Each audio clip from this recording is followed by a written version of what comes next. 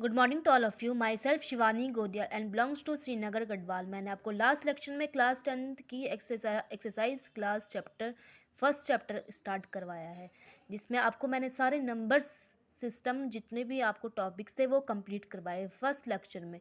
अब आने वाली वीडियो में मैं एक्सरसाइज 1.1 का first question and second question complete करवाऊंगी, जिसमें मैं आपको पूरा एक्सप्लेन करके बताऊंगी कि कौन किसको क्या बोलते हैं। ठीक है, ये है एक्सरसाइज क्लास 10th एक्सरसाइज 1.1 का first question.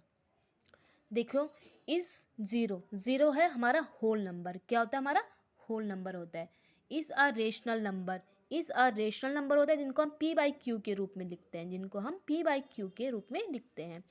Can you write it in the form of P by Q where P and Q are a integers होते हैं हमारे, जिनको हम पॉजिटिव एंड नेगेटिव फॉर्म दोनों में लिखते हैं। मैंने आपको फर्स्ट लेक्चर में करवाया है कि इंटीजर्स किसको बोलते हैं। इंटीजर्स उनको बोलते हैं जिनको हम पॉजिटिव एंड नेगेटिव दोनों नंबर में आता है, जैसे कि -3, -2, -1 एंड 0 भी आता है, 1 भी आता है, 2 भी आता है, 3 से, यानी कि पॉजिटिव भी आते हैं, नेगेटिव भी आता है, 0 भी आता है हमारे इंटीजर्स में।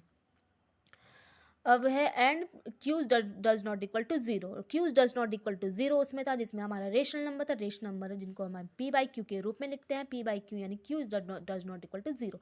अब हमको ऐसे एग्जाम्पल लिखना है जिसमें हमारा Q is does not equal to zero हो और रेशनल नंबर भी हो, यानी जिनको हम पी बाई क्यू और जीरो भी।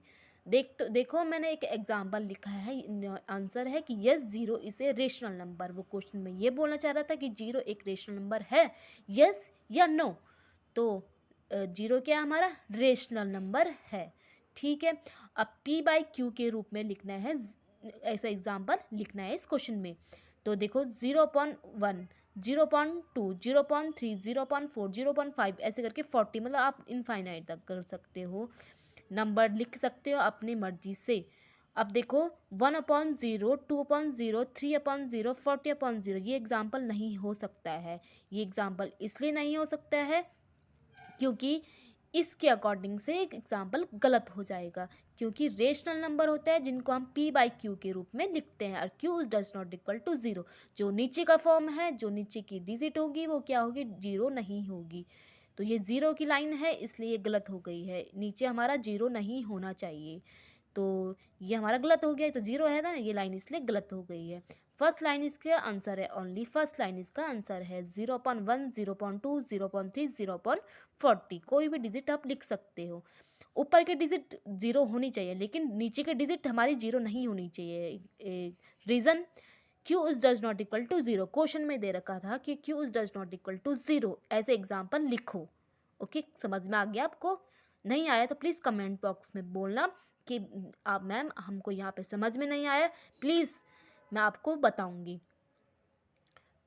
नेक्स्ट जो एग्जाम्पल है, find 6 rational number between 3 and 4।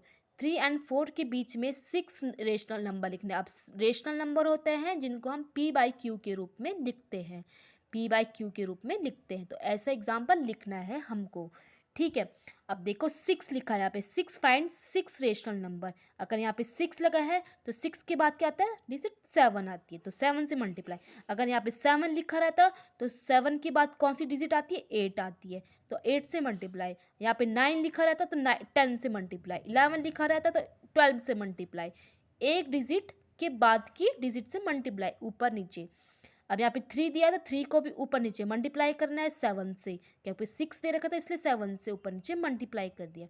अब यहाँ पे 4 दे रखा है, 4 भी को भी 7 से मल्टीप्लाई करना है, क्योंकि 6 था, 6 के बाद क्या आता है? 7 आता है, इसलिए हमने 7 से मल्टीप्लाई किया। तो 7 3 ज़ा 21, 7 1 ज़ा 7। अब नीचे देखो यहाँ पे 3 है ना, अब 3 के नीचे कोई डिजिट तो है नहीं, तो हम यहाँ पे 1 लिखेंगे। अब हमने अपॉन में इसलिए लिखा, अपॉन में 1 से मल्टीप्लाई इसलिए कर रहे हैं क्योंकि रेशनल नंबर है। अब रेशनल नंबर क्या होता है? जिनको हम पी बाई क्यू के रूप में लिखते हैं, इसलिए हमने ऊपर नीचे 7 से मल्टीप्लाई किया। नहीं तो 3 था, ओनली 3 था ना यहाँ पे क्वेश्चन में, तो 3 को हम सीधा सीधा 7 से मल्टीप्लाई कर सकते थे, और 7 3 21 ऐसा आ सकता था। 4 7 ज़ा 28, तो तो इन दोनों के बीच की डिजिट भी निकल सकती थी, आराम से इन दोनों के बीच की डिजिट निकल गई थी 6। लेकिन उसने बोला था रेशनल नंबर, तो रेशनल नंबर को हम p/q के रूप में लिखते हैं, इसलिए हमको अपॉन में 7 से मल्टीप्लाई करना पड़ा। तो हमारे ये इन दोनों के बीच में अब जब हमने मल्टीप्लाई किया, दोनों के बीच की डिजिट हम निकाल सकते हैं अब आराम से। 21/7, 23/7, 24, 25, 26, 27। अब इन दोनों के डिजिट, जो हमारा आंसर निकला उन दोनों के डिजिट के बीच की डिजिट की निकालनी है। अब 21 और 28 को काउंट नहीं कर सकते, उनके बीच की जो डिजिट है उनको ही काउंट करना है। अब यहाँ पे 6 है डिजिट, तो हम आराम से 6 डिजिट हमने निकाल दी। ये फर्स्ट एंड सेकेंड क्वेश्चन था।